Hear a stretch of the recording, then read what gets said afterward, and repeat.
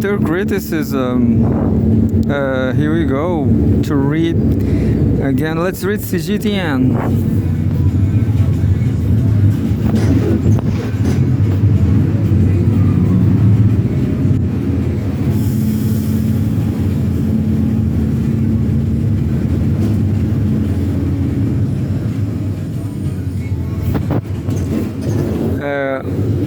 There's, as usual, interesting news about China, but this time I'm going to read whatever happens to Iran.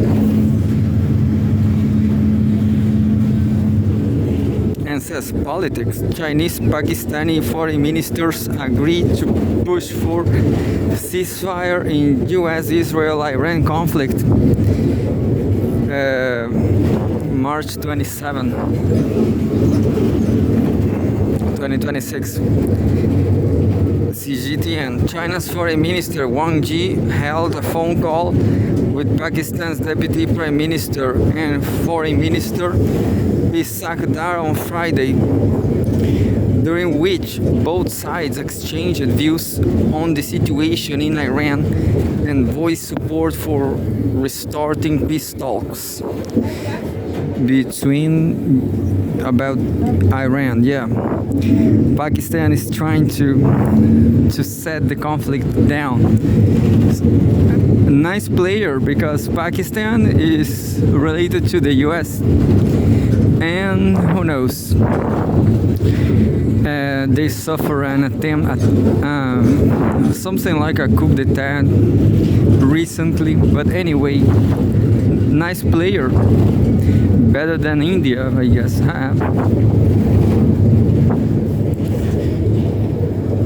Dar briefed Wang on the latest developments in Iran and Pakistan's assessment, thanking Beijing for supporting Pakistan's mediation efforts. He said a ceasefire and restoration of peace were widely desired, and urged the international community to encourage the United States and Iran to return to negotiations. Pakistan and China share the same goals and positions on the issue. Dar added, and Pakistan looks forward to working with China to play an active role in promoting peace and a ceasefire. Wang said China and Pakistan, as strategic partners, held an objective and coexistent position on the conflict. He praised Pakistan's efforts to ease tensions. The Chinese foreign minister said launching peace talks is not easy, but only by getting them started can further casualties and losses be avoided. Doing so will also help prevent the conflict from spreading and restore normal navigation in the Strait of Hormuz, he added. China is willing to strengthen coordination with Pakistan to promote peace and stability in the region, Wang added.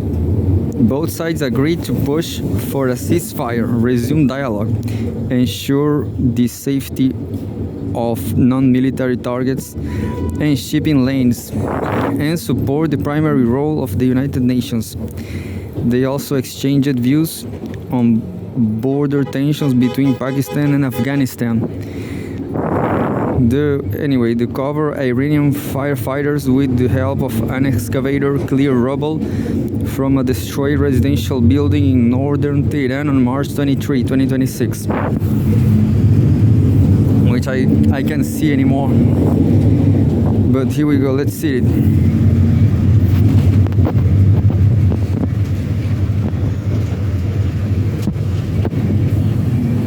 Let's read the news about Donald Trump. World study finds only 1 in 4 Europeans see US as ally as Trump strains transatlantic ties. March 27, 2026. 2-minute reading size.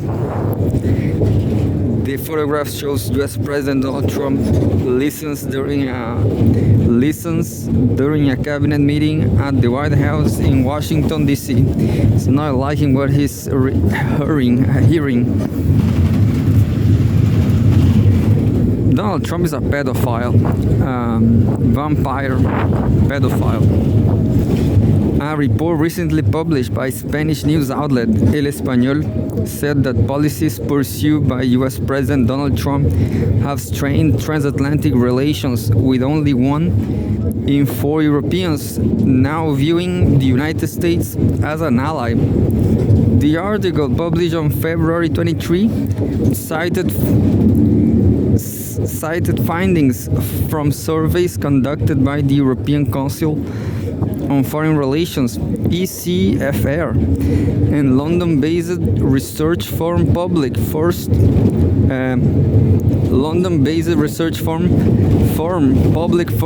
in cooperation with Politico, showing a marked shift in European public opinion. Data compiled by ECFR showed a clear shift in public perceptions. In countries traditionally close to Washington, including Denmark, the United Kingdom, and Poland, 58%, 53%, and 47% of respondents, respectively, no longer view the United States as a quote-unquote reliable ally. Just think about Saddam Hussein was ally of the United States against Iran, and what was Saddam Hussein and the U.S. killed him, but instead see it as a quote-unquote necessary partner with limited expectations. These figures are relatively moderate compared with sentiment elsewhere in Europe. In Switzerland, 39% of respondents regard the United States as a quote-unquote rival or even an quote-unquote adversary. In France and Germany, Europe's 2 major powers, the proportion stands at 28%.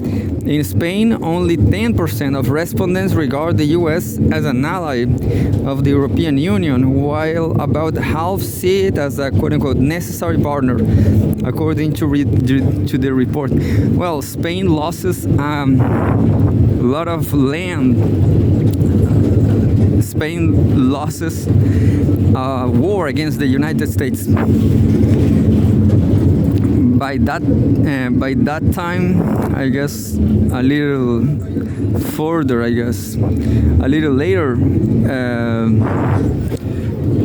Karl Marx himself said the United States were more progressive than Spain or Mexico, and he was right. Analysts, but this was 3 centuries ago.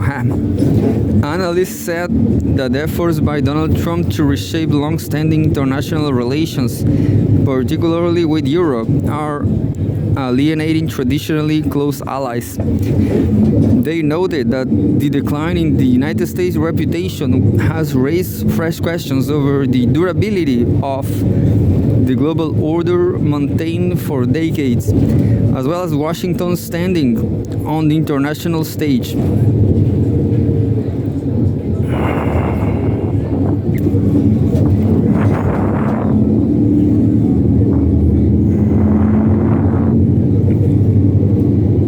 Well, that's it by now. I'm going to read the very last one from Cgtn.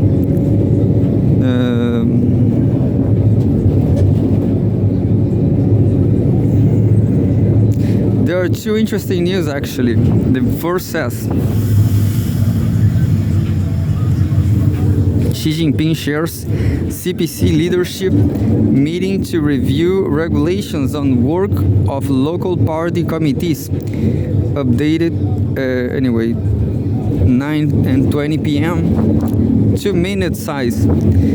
The Political Bureau of the Communist Party of China (CPC) Central Committee on Friday held a meeting to deliberate on regulations on the work of local party committees. Xi Jinping, General Secretary of the CPC Central Committee, presided over the meeting.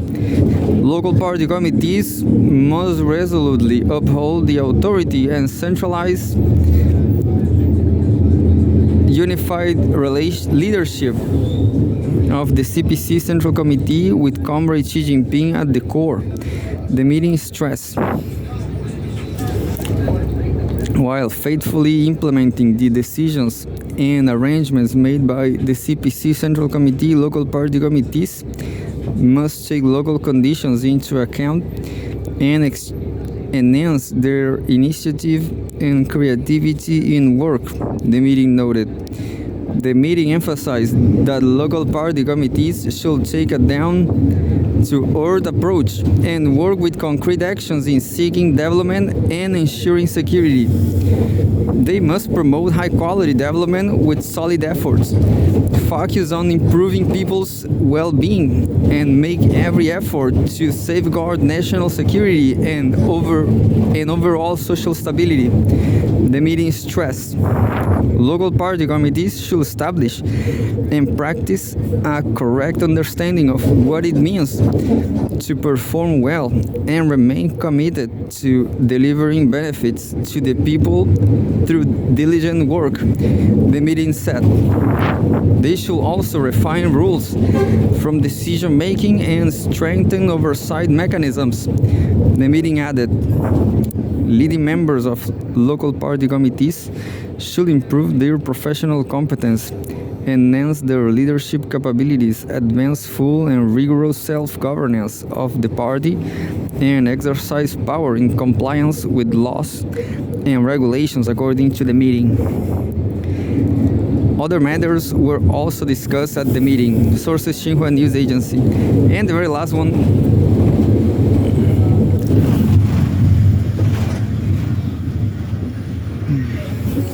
news about China. This is the bigger 4 minutes size. China. How Boao Forum for Asia fosters shared development in Asia and beyond. I guess it's in Hainan. Is in Hainan my favorite land? And we have a photograph, a view of the Boao Forum for Asia International Conference Center in Boao Town in Qionghai City, South China's Hainan Province. Qionghai, town of Qionghai. I'm going to research about that. Definitely, I want to try to live in Hainan. Why not Qionghai? Asia's positive economic outlook took center stage at the Boao Forum for Asia (BFA) Annual Conference 2026. Its flagship report, the Asia Economic Outlook and Integration Progress Annual Report 2026, projects the region's GDP to grow by 4.5% in 2026, reinforcing Asia's role as a key engine of global growth. Confidence in Asia's prospects was further underscored by the robust participation of political and business leaders from around the world in the conference in Boao, South China's Hainan province. Attendees gathered to gain deeper insights into China's trade and investment policies and explore opportunities in the world's second largest economy. Addressing the plenary, Zhao Leji, chairman of the National People's Congress Standing Committee, described the forum as a prestigious platform for promoting exchanges, collaboration, and common development among Asian nations and the wider world. He noted that China stands ready to work with all parties to inject greater vitality and stronger impetus into the region's development. And there's a subtitle. enhancing cooperation amid shared challenges. According to the flagship report, Asia's share of global GDP in purchasing power parity terms is expected to rise from 49.2% in 2025 to 49.7% in 2026, reaffirming its central role in the world economy. Meanwhile, intra-regional trade dependence increased from 56.3% in 2023 to 57.2% in 2024, signaling deepening economic integration. In contrast, the global economy faces a sluggish recovery, rising unilateralism and protectionism, and mounting pressure to restructure industrial and supply chains. The Organization for Economic Cooperation and Development, OECD, projects global growth to slow to 2.9% in 2026, down from 3.3% in 2025. In a virtual keynote speech, Kim Min-seok, South Korea's prime minister, called for greater solidarity among Asian countries in the face of uncertainty driven by regional conflicts, technological disruption, supply chain shifts, and demographic changes.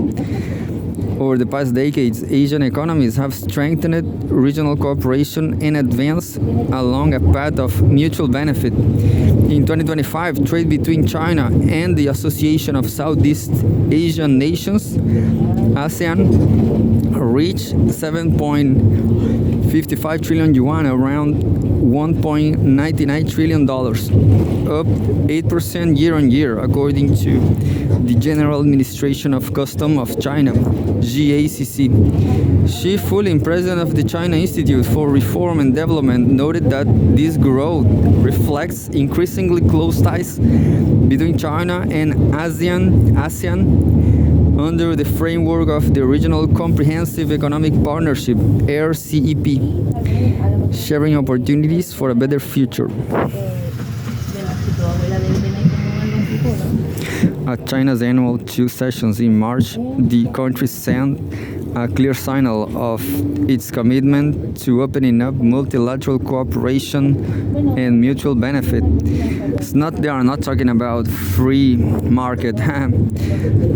China's total goods imports reached a record 18.48 trillion yuan, accounting for roughly 10% of the global total and reinforcing its position as the world's second largest import market, according to GACC.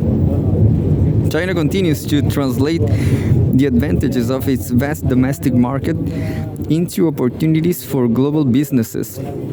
With an average annual growth rate of 5.4% and an economy exceeding 140 trillion yuan, it contributes around 30% of global growth and remains a vital engine of the world economy, Xiao said. Meanwhile, China's push to develop new quality productive forces, particularly in artificial intelligence and robotics, is creating fresh opportunities across industries. A range of intelligent robots showcased at the forum drew significant attention from participants. In his remarks, Singaporean Prime Minister Lawrence Wong said China is contributing to global development through its growing strength and taking on greater responsibilities in the international system. He added that Singapore remains confident in China's long-term prospects and supports its deeper participation in regional economic frameworks. Marking its 25th anniversary and coinciding with the launch of China's 15th five-year plan, 2026 to 2030. The forum comes as a pivotal moment. In his speech, Xiao called on participants of the forum to forge ahead with concerted efforts and enhance cooperation to address global challenges, bring win-win results, and create a better future. Like this beautiful ocean. I hope someday Communist Party rule here maybe it's going to be hard, but anyway, I cannot wait to live in Hainan.